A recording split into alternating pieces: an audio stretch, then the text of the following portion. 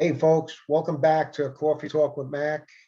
And I know I posted a discussion yesterday, but I wanted to get in a new discussion, nice quick one today. And today we're going to be talking about a foreign policy Afghanistan fiasco. But before we get into that, today's discussion, because after all, this is Coffee Talk, is brought to you by Organics. Organics is a certified organic blend coffee, Arabica beans, and this is Guatemala coffee, Guatemalan coffee. It's one of my favorites, and I'm going to put the link in the description box. I like Organics, I like Pete's, I like Vermont organic coffee from the Vermont Coffee Company. So if you have any suggestions of good organic gourmet coffee for me to try out, and I'll mention it here, let me know, put that comment and tell me what you like. Okay, so today's session is brought to you by Organics Guatemalan Coffee. Okay, look for the link. So today I wanted to talk about the big fiasco in Afghanistan. And the reason why I wanted to get in today and really talk about this, because it's something that's very important. We hear a lot of talk on TV that is reminiscent of the fall of Saigon. It's totally different circumstances than the fall of Saigon. The fall of Saigon, we were already out of Saigon about a year and 3/4 before that. There was a peace accord that was signed by North Vietnam and with the UN that they were going to stay north of the parallel. Well, almost nearly 2 years later, after all U.S. combat troops were out, were gone by January of 1973, totally out. We had troops, non-combat troops. We had a security force at the embassy in Saigon. And in that scenario, the North violated the treaty. There was no repercussions for violating that treaty. The UN did absolutely nothing and just came down. And South Vietnam forces put up a hell of a fight, a real good fight for a year and a half to keep them out, but they were overwhelmed. And so that was the evacuation of Saigon and the US Embassy. That's the only thing that's similar, the evacuation of the embassy with the helicopter on top. The circumstances are different. What happened a few days ago in Afghanistan is reprehensible. It's unfathomable that we allowed this situation to unfold the way it did. Now, if you listen to Obama's speech, he opens up by saying, I take full responsibility. The buck stops here. But then he goes on to blame other administrations, particularly his prior administration. You don't get to do that, President Biden. You made the call. You drew the line in the sand. There was no timetable. You could have said, listen, I'm extending that timetable. I'm extending that date. We want to do it the right way. There was many different options on the table. And the problem arises because we tend as a country, we're great in wars, we're great in battles, but we tend to get involved in nation building. Afghanistan does not meet the category that we would attempt nation building.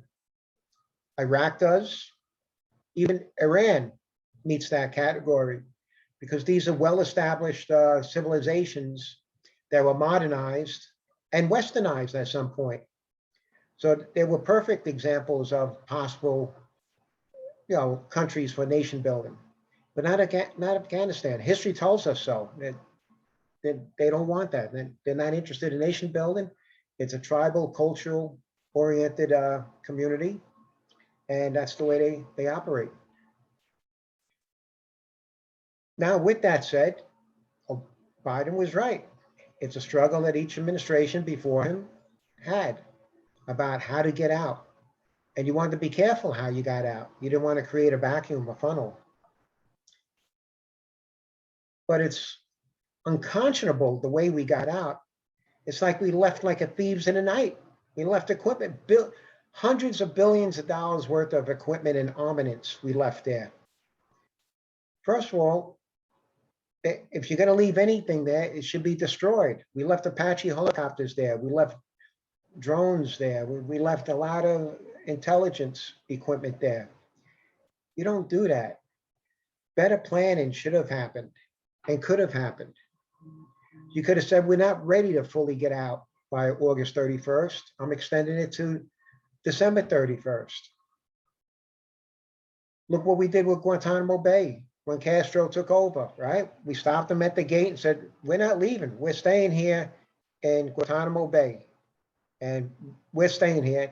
There's nothing you can do about it. We're controlling the bay and this base and this camp. And Castro didn't do anything about it. And that's Castro regime with the backing of the Soviets. They didn't do anything about it. We could have kept a regiment and kept Bagram Air Base. That could have been a strategic location for that corner of the country. We had air superiority. Nothing was going to happen. And then that's the other question. How come we didn't assist the Afghan army with our air superiority? We did absolutely nothing for them. They did nothing for themselves, let's be honest, and we did nothing for them also. So I want to share with you the screen of, this is really crazy because this is comments from a July 8th press conference that Joe Biden was challenged on it, but he was very adamant about his feelings then.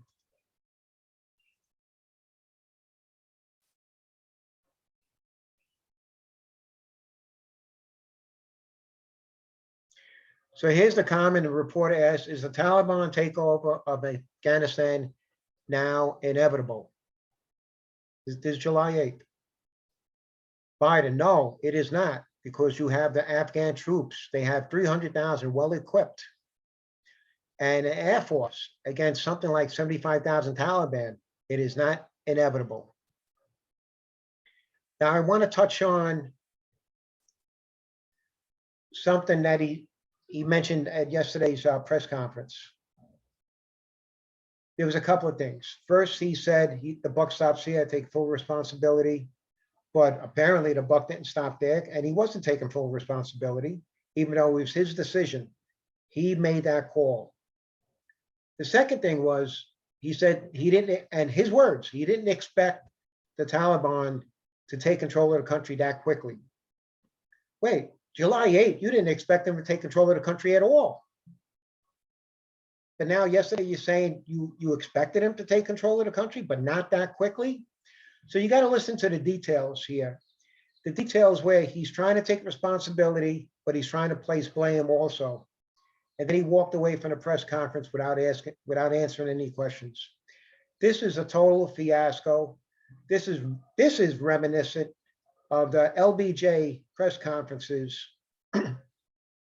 about our role in Vietnam in 1966 and 67. Okay, so this is incredible. We haven't seen a fiasco like this in foreign policy since the embassy was taken over in Iran and with the hostages. Listen, we're a great nation, but there's several things here that we just lost. Number one, we lost a strategic location in that corner of the region of the world. Number two, we lost credibility with our allies, with people that, depend on support from us and depend on our strength. We lost that credibility big time. Number three, we have weakened ourselves in the eyes of our enemies who are looking to take advantage. Now, they may not want to go to war with us, no, but they're going to take advantage because they know we have no stomach to withstand any kind of confrontation or aggression. And particularly, I'm talking about Russia in the Ukraine, Russia in the Balkans, and I'm talking about China. There's absolutely no doubt in my mind, China's going to move into that region. They're going to buy all that stuff from the Taliban. Taliban has no use for that stuff. They took over a country with AK-47s and RPGs. They don't know how to fly Apache helicopters. They don't know how to fly fighter jets. They don't know how to operate the drones. They don't care to know. They don't need that. They operate with fear, Okay, fear in absolute numbers and the ability to outlast their opponents. Okay, so then they have that ability. So if they don't need that, that's going to be sold to fund themselves. They're going to fund their government by selling all the stuff that we left behind. Now, they may sell it to terrorists. We really have to be concerned about that. So a lot of things went wrong with this situation. Number one, it was the biggest foreign policy blunder since the Iran hostage embassy situation under Jimmy Carter in 1979, 1980. And before that, LBJ during his press conferences with the early stages of the Vietnam War. And then before that, Bay of Pigs blunder. So now with the Bay of Pigs, Kennedy took full responsibility for that. He didn't blame Eisenhower administration, although he could have. Evidence points that the wheels were in motion and he didn't want to disrupt it. Now, we also have to look at the fact that on July 8th, what kind of information was President Biden getting? Was he getting the right information from the State Department? After all, the State Department, they're motivated by money also. And the State Department transcends administrations. There's a lot of money into war, a lot of money to be made because of war. Did people in the State Department want our presence there for a long time? So were they telling Joe Biden, no, it's okay, we're good, this country's secure? Were they giving him wrong information? Was our intelligence misleading or was it inaccurate? But I suspect not. I suspect when research is done, when an investigation is done, and reporters will do an investigation, it still all comes back to Joe Biden. Joe Biden didn't want to be there from the beginning. He didn't want to be there during his campaign for the presidency. And he was the only one in that war room who voted against taking out bin Laden, going into Pakistan and taking out bin Laden. So I put this blame squarely on Joe Biden. Okay, this falls in his lap. His opening line is the buck stops here with my presidency. Well, the buck stopped there. It's your fault, President Biden. Take responsibility. Stop blaming prior administrations. You chose to escalate that timetable without having a proper plan in place. It is your fault. And this is going to do a lot of damage to our credibility and our sustainability in that geopolitical region over there. So we're in for a heap of trouble. And don't be surprised in the next 6 months to a year, you're going to see aggressive maneuvers by China, maybe by North Korea, definitely by Russia, okay? Because they smell weakness and we just displayed weakness. So I hope you like this little discussion. It was a quick, easy discussion. Please hit me up, hit the like button, subscribe. I need subscriptions. Please subscribe. Please comment. I'd like to have your opinion about this and this whole situation. And as always, enjoy the coffee that I recommend. Okay, thank you. And be well, keep in tune, okay? And listen to a variety of news agencies, not just one. Thank you.